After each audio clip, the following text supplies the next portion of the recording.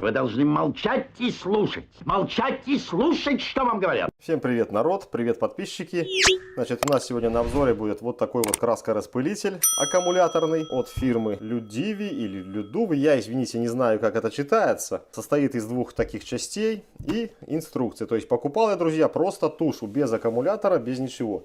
Приехало все у нас вот в такой вот коробке. Профессионал Power Tools. Литион батарея типа. И все дела. Было хорошо, кстати, упаковано. Упаковано было очень даже хорошо. Все было в вспененном полиэтилене. Плюс каждый инструмент лежал в пупырке. Нет, обманываю. Это лежало в пупырке, а это было вкручено все в вспененный полиэтилен, в листовой. Значит, вот. И имеется у нас, ребята, инструкция. Вот такая инструкция. Сразу меня немножко вызвало подозрение. Brush лес это вроде бы как бесщеточный двигатель, но я очень сильно сомневаюсь. Давайте по инструкции. Смотрите, какая у нас подробная инструкция. Буквально все элементы и детали расписаны. За что я ставлю уже жирный лайк. То есть люблю я такой инструмент, где все детали у нас буквально расписаны. Вот таблица с описанием, будем так говорить. Модель у нас следующая. Значит, заявлено 120 Вт. Тут у нас стоп-мотор. Почему? Потому что на сайте заявлено 900 Вт. Ну куда тут 900 Вт, сами подумайте. Далее 18 вольт батарея. То есть должно быть оснащено батареей 18 вольт. Смотрим, ребята, сюда.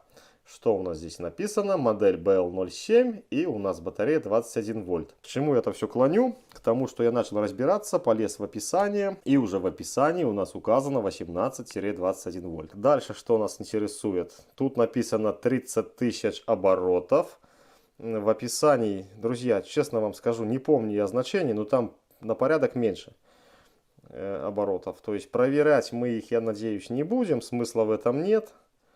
Дальше что у нас там написано? 190 литров в минуту. То есть наша-то воздуходувка дует 190 литров в минуту. Ну, как бы я не знаю, под вопросом или не под вопросом, но как говорится, практика покажет. Далее тут у нас ничего особо и не сказано. То есть батарейка должна быть не ниже, я так понимаю, 2000 мА. Значит, красить с расстояния 25-30 сантиметров. Вот с такого вот расстояния нам надо красить. Ну, берем, если от сопла. И как бы больше тут ничего не сказано. Но инструкция, друзья, подробная, хоть и на английском, но здесь все указано, рассказано. Такой еще нюанс, что смотрите, здесь показан такой вот, как я говорю, вискозиметр на глаз. То есть вискозиметр это прибор для измерения вязкости. Почему на глаз? Потому что у нас он определенного объема, такая вот вороночка с определенным проходным отверстием определенного диаметра. То есть что нам здесь сказано? Наливаем краску в этот вискозиметр и засекаем время, за сколько краска оттуда у нас вытечет. И смотрим по таблице, что у нас тут да как. Ну, я думаю, ребята, кто красит, все это дело давно определяет на глаз. В принципе, как и я. Давайте по инструкции пробежимся. Вот такая вот, ребята, подробнейшая инструкция. То есть, как менять иглы, сопла и т.д. и т.п. Вот, отличная инструкция. Но она нам пока не нужна. И смотрим на наш чудо-девайс. То есть чудо-девайс нам приехал из двух половин. Он состоит, как вы видите. Давайте я продемонстрирую, как это все дело у нас соединяется. То есть смотрите, у нас здесь есть фиксатор. Вот фиксатор. Отводить фиксатор при соединении это нам делать не надо. И вот таким вот макаром. И проворачиваем. Все, фиксатор у нас защелкнулся. Можем ее даже дослать, если нужно. И у нас полностью целая конструкция. Давайте я разберусь, но перед этим я покажу один минус, который я для себя, именно для себя, не знаю как для других. Ну, наверное, люди, которые не занимались покрасками, нормальными пульверизаторами пневматическими, наверное, это и не заметят. Смотрите, ребята, вот этот вот зазор между кнопкой и нашим курком. Фокус в том, что в простом пульверизаторе я могу степенью нажатия курка уже регулировать выход краски. А здесь же у нас, слушайте, вот, включился наш, допустим, мотор, а сопло у нас с краской полностью до конца открыто. То есть вот это для меня минус, но я придумал, как выйти из положения. расскажу и вам. Можно просто сюда одеть какую-то пневмотрубочку такую, кусочек нарастить. Можно внутри просверлить отверстие, закрутить какой-нибудь там саморезик, отрегулировать.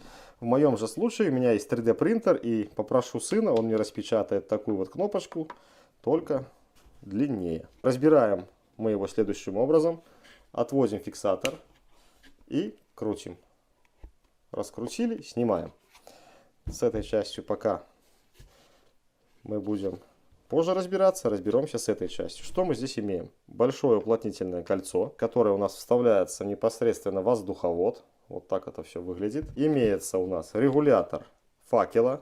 То есть факел мы можем сделать как круглое пятно, так и овальное пятно. Здесь у нас все это дело показано. Факел, круглое пятно и овальное пятно. Так же, как и в обычном пульверизаторе, мы можем наш факел развернуть. То есть либо так, либо красим горизонтально, либо кладем факел вертикально. С регулятором тоже. Регулятор, кстати, заявлен, там написано, что может немножко даже регулировать краску, подачу. Ну, пока не знаю, не скажу. Оснащено у нас все это дело бачком на 800 мл, 0,8 литра. В принципе, бачок надежный, качественный, прямой, не кривой. Все шикарно, все отлично. Заборная часть у нас выглядит следующим образом. Почему кривая? Потому что, друзья, когда мы красим, допустим, что-то снизу вверх, у нас нижняя точка получается здесь, и у нас вся красочка уйдет на нашу окрашиваемую поверхность. Вот. Если же нам нужно красить сверху вниз, то мы что делаем? Берем эту трубочку, переворачиваем. И получаем вот такой вот результат, что у нас нижняя точка получается уже здесь. Так, теперь к маленькому минусу. Вот так это снимается, разбирается. И здесь у нас, ребята, есть такое уплотнительное кольцо из микропористой резины. Почему, мне кажется, это немножко, маленький, конечно, минус. Почему? Если пользоваться часто и где-то когда-то забыть помыть идеально, то эта резинка у нас напитает краски, засохнет и получится просто в картонку, которая у нас не будет держать краску. Я так думаю, что это все дело можно отсюда потом вынять, вырезать обыкновенную резину, там, допустим, из камеры, и установить. И будет просто шикарно. Ну, здесь же все у нас просто. Собираем обратно, вставляем и все дела. Переходим к этой части, то есть откручиваем сопло. По паспорту сопло, ребята, у нас заявлено 1,8 мм. Стоит дюза. Вот так откручиваем гайку. Такая массивная гайка, конечно, по сравнению с обыкновенным пульверизатором. Взял в руку, маешь вещь. Далее идет вот такая вот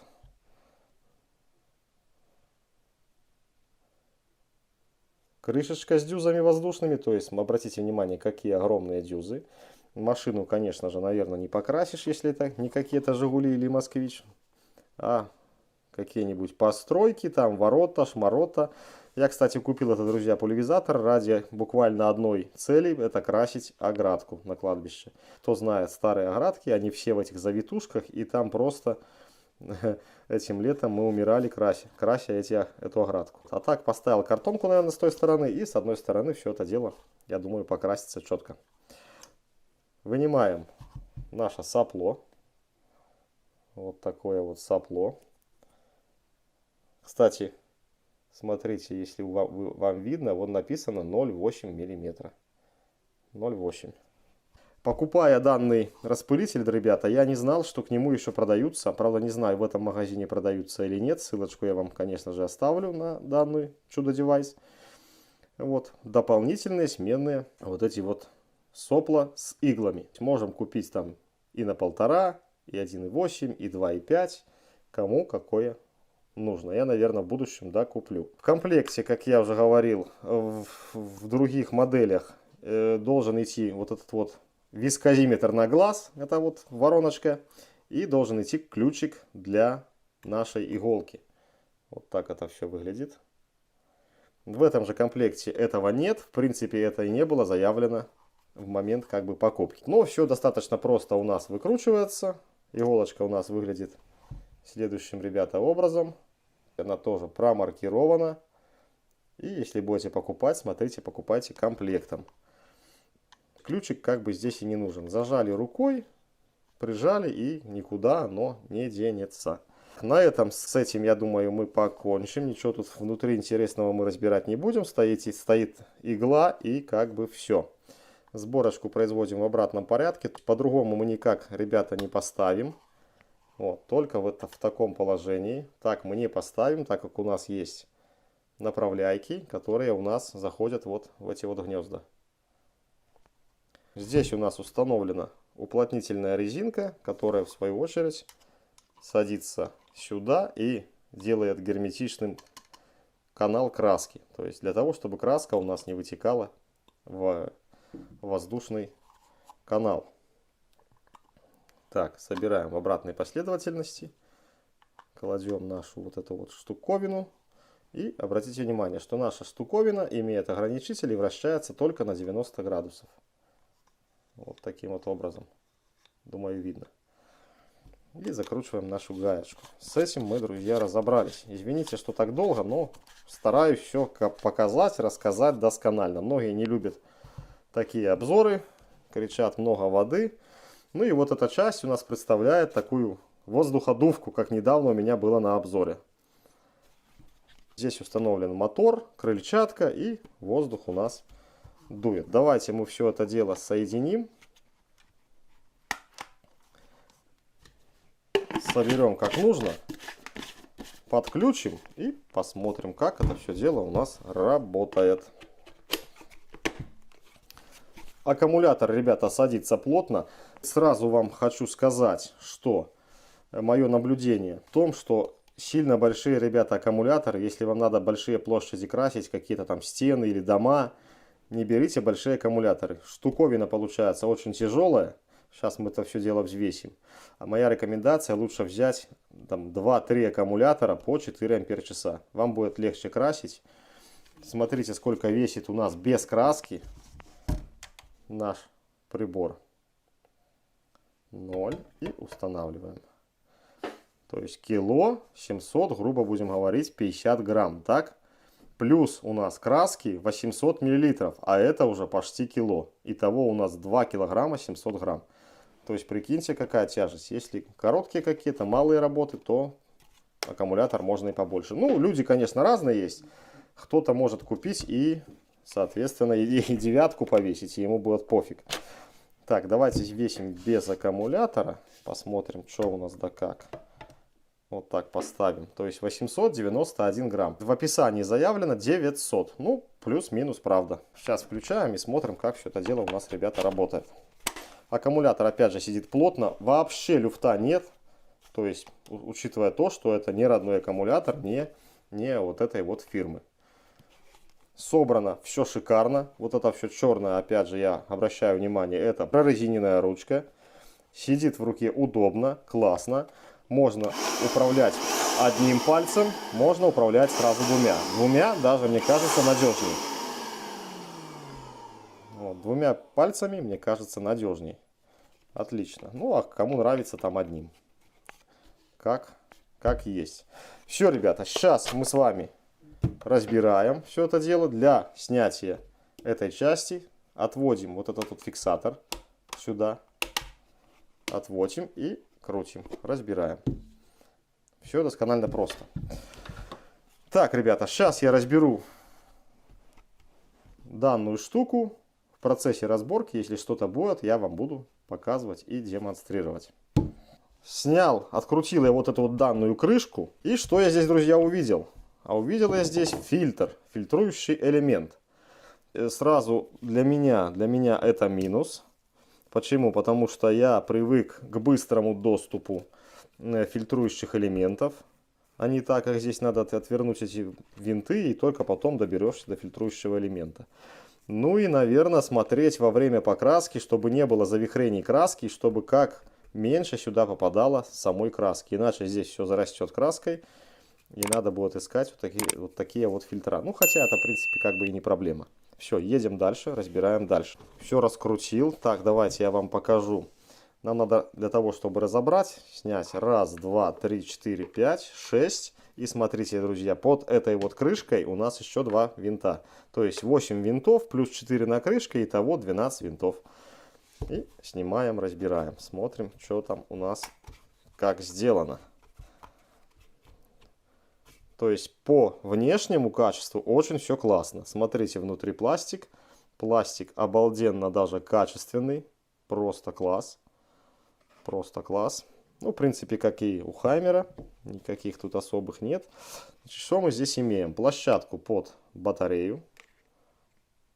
Пайка, в принципе, достойная. Припоя много, нормально. Имеется вот такая кнопочка, друзья. Вот про эту кнопочку я вам и рассказывал. То есть, даже не имея 3D принтера, смотрите, эту кнопку можно вырезать ножом с какого-нибудь там, допустим, фторопласта, кругляша. Или из такой вот толщины листового фторопласта. Вот. Ну, я попрошу сынулю, он мне распечатает, наверное, длиннее. Может, позже, если все будет хорошо, я сделаю отдельное видео. Но пока я не тестировал. Если я потестирую и все будет нормально красить и так, следовательно, наш минус превратится в плюс. Вот такой вот. И нам ничего не придется делать. В качестве кнопочки у нас установлен вот такой вот обыкновенный микрик. Припаян он тоже классно, надежно. Я так понимаю, тут все ручная пайка. Так, давайте вынимаем наш пылесос. Пылесос почему? Потому что, друзья, я уже вижу, что у нас здесь система пылесоса. Собрана неаккуратно, видите, резинка у нас это все дело как бы съехала. Ну ладно, я потом поправлю. Вот, ну и что я могу сказать? Что у нас тут стоит за двигатель? Давайте смотреть. Вот такой вот, друзья, движок. То есть движок обыкновенный щеточный, ребята. Обыкновенный щеточный, я так понимаю. Так, крыльчатка покрутить. Да, есть там внутри коллектор. Ну, я не знаю, как вам показать. Есть, ребята, коллектор, установлены щеточки. Но двигатель, тоже я не знаю, хотя знаю. Надеюсь, вам видно, что внутри у нас медная обмотка. Вот. А что у нас за движок? Сейчас я найду марку, чтобы вам сказать. Нет, друзья, мне не повезло. Марку я не найду, к сожалению. К великому сожалению. Не понял. Что-то похоже, что даже припаяны концы. Да, ребята, концы у нас, походу, припаяны тоже. Здесь у нас такие контакты, но они, походу, припаяны. Ну, марку двигателя, ребята, я вам не скажу. Ничего, никаких опознавательных знаков нет. Не знаю, что за движок. Похож очень на какой-нибудь там, вроде бы 550. Ну да ладно. Все показал, разобрал. Здесь, видите, у нас крыльчаточка-завихритель и система простая пылесоса. Все как в пылесосе, крыльчатка. Так, надеюсь, я, ребята, все показал и рассказал. Нам остается только пойти и потестировать данный чудо-девайс на деле и посмотреть, как он работает. Короче, ребята, собрал я все в обратном порядке. Как вы видите, все у меня получилось. Все четко, отлично. Осталось только проверить, работает ли наш девайс после разборки. Все шикарно работает. Кстати, давайте я покажу вам. Вот у нас, допустим, инструкция. И смотрите, как это все дело у нас дует. Довольно прилично.